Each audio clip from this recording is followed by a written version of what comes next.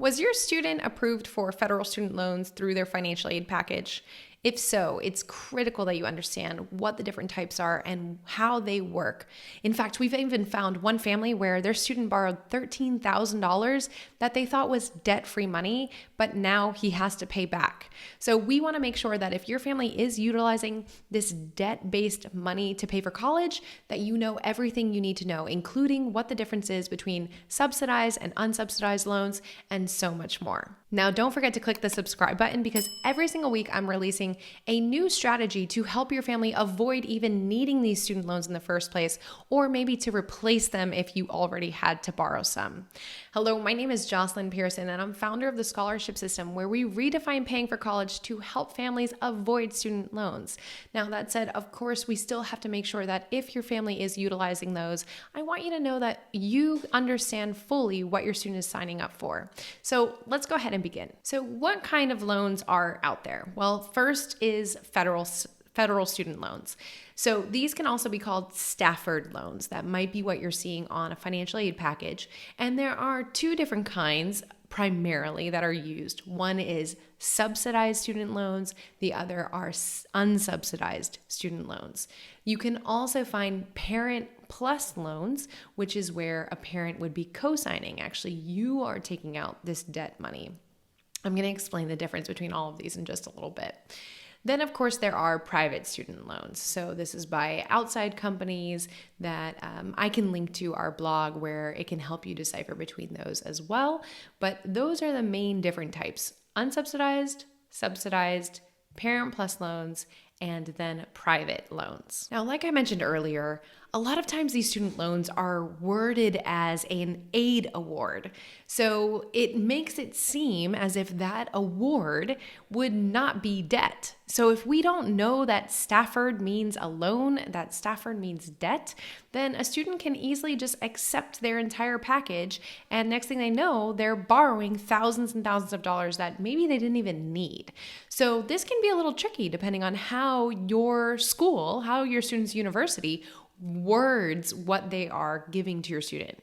So comment below, did your student's department go over your student's financial aid package with you, or was it very clearly notated on the offer that this was a loan versus not? Let me know in the comments, because that's really important for us to know, so that if not, we have to make sure that we are correcting that. So I want to focus in this video on unsubsidized versus subsidized. So what is the difference between the two? First, I want to say that there are lots of similarities, which is nice. First off, they have the same repayment periods. They have the same interest rates. They have the same disbursement methods. I'm going to explain that in a bit. They have the same payback plan options, as well as application process, how to receive them. And also the origination fee, which is about 1%, is the same for both of those. So a lot of aspects are the same. Now, the big difference between the two is, first, subsidized is only available to undergraduate students, where unsubsidized can be for graduate students as well. But the biggest difference is interest. So when it comes to interest, how it's calculated is the biggest differentiator between subsidized and unsubsidized student loans. So with subsidized loans, the government basically covers your student's interest until the payback period begins. So then that means that that interest is not building while they're in college, as long as they're attending. As soon as they stop attending, once they graduate, then that's when that interest is going to start being their own responsibility. Now, that might not sound like a huge difference, but I'm going to show you, I'm going to explain in a little bit why that makes a big difference. So subsidized student loans are the best because, again, they're saving years of interest there. Unsubsidized, however, the interest begins the minute that money is borrowed. So as soon as your student borrows that money, whether it's freshman year, sophomore year, junior year, the clock starts ticking and they start accumulating interest. Now, the other part of this is at the end, when they graduate or when they finish their schooling or when they stop attending, that interest is capitalized into the balance. So what that means is, say they've accumulated $500 of interest, it'll be added into the balance of what they borrowed once they graduate, and then that will be the new loan amount. And so interest will be calculated on top of it. So it kind of has this negative snowball effect against your student. Now that said, still, these are the best options typically versus parent plus loans and private loans. So subsidized is definitely the highest, the best opportunity for a student. Unsubsidized is the second best. And then after that, we would have to look into some other options. So how does a student access this money? Well, the biggest thing, and you might not be surprised to hear this if you've watched any of my other videos, is that they have to submit FAFSA. So you and your student have to submit FAFSA starting the fall semester of their senior year in high school and every year thereafter. This is where even families that make six figures need to submit FAFSA, because even if you don't get access to debt-free money, it could give your family access to student loans that a parent, you don't have to co-sign on. Your student can borrow the money without you having to co-sign, so it's fully their responsibility. Also, just the terms are better, so overall, compared to the other loans. I have many videos on FAFSA in our library that you can check out, but that is how you get access to subsidized and unsubsidized student loans. Now, again, they are technically need-based, but even families that make six figures can get access to this. It might be the only thing that you receive by submitting FAFSA if your family has a higher income level, but still, again, there are perks. Now, something else I mentioned is that these don't need a cosigner. So students are able to borrow this money without a cosigner, which is a huge advantage, because if you know about student loans, they cannot be claimed in bankruptcy. So if you co-sign on them, and your student for some reason cannot pay on them and you co-signed, they will become your responsibility. So we really caution parents when it comes to co-signing on student loans. So that is a huge advantage of subsidized versus unsubsidized versus other loans, is that your student can take them and they are their responsibility solely. The other big difference when it comes to these types of loans is that your student must be attending at least half time. So if your student falls below half time, maybe they're only taking one class, or maybe they just took a semester off, then they are no longer eligible to receive this money. So they must be attending at least half time in order to be eligible for these federal loans. So let's talk about financial limits. How much can your student borrow? Now, these federal loans, they're not just limitless. Your student cannot borrow $100,000 in subsidized loans. In fact, through their financial aid offer, they will receive a specific amount that they're allowed to receive of that type, and then they would have to go to another type if they have a bigger gap. So when it comes to subsidized loans, the current maximums are $3,500 for freshman year, $4,500 for sophomore year, $5,500 for junior year and beyond. So each year it does go up. I'm going to link in the description to the latest stats through the government so that you can check those rates, the interest rates, as well as the maximum amounts that a student can get in that type of loan. Now, with unsubsidized loans, the amounts are a little bit higher. So they're $5,500 for freshman year, then $6,500, then $7,500 junior year and beyond. So they start off a little bit higher, but again, they still do have caps as well. As far as interest rates, which is a huge difference, if your student is paying 4% interest versus 12% interest, that's another benefit of the federal loans, is a lot of times the interest rate is lower than anywhere else they'll get money from. And at the time of recording this, it is shy of 4%. It's actually under 4%. And again, I'm going to include the link to the latest rates so that you can just make sure. But the beauty of this is that once they lock in that rate, that should be the rate for the life of the loan. It is not variable. The other thing is that this interest rate is updated every single year. So every summer you'll find out what the next interest rate setting is. And it's of course based on our overall interest rates as well. Now, if you're curious about how interest is calculated in paying back student loans, that is a whole separate video in and of itself. So we will link to that once we get that recorded in the description below, because it is important to understand how specifically interest is calculated. So how does your student receive this money? So federal student loans are actually dispersed by the universities. So the government gives the money to the school, and then they are the ones that gives the money to the student.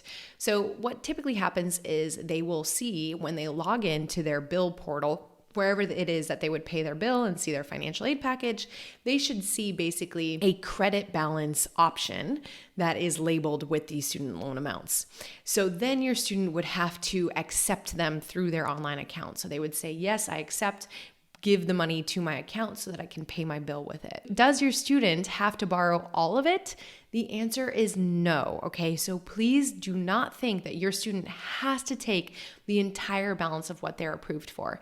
If they only need $500 to cover the bill and they can get by with an odd job to cover any kind of outside expenses, that is always the best option. Please be aware that your student is not required to accept the total amount that they're approved for, and we really recommend only taking on what your student truly needs, not any kind of excess in order to cover luxury living, stuff like that. Okay, I know it's tempting since they're approved for it, but just remember that this is just like any kind of other debt, and a student cannot claim bankruptcy on student loans, so they will be stuck with it. Now, going off of this is why we push families to have their students apply for outside scholarships, because even if your student needs some of this money, these loans for their freshman year, they can change that for later semesters and later school years. We've seen one student who she had to borrow $9,000 her freshman year, but then found us, implemented a ton of strategies, and then she actually got to where not only did she get sophomore year covered for free,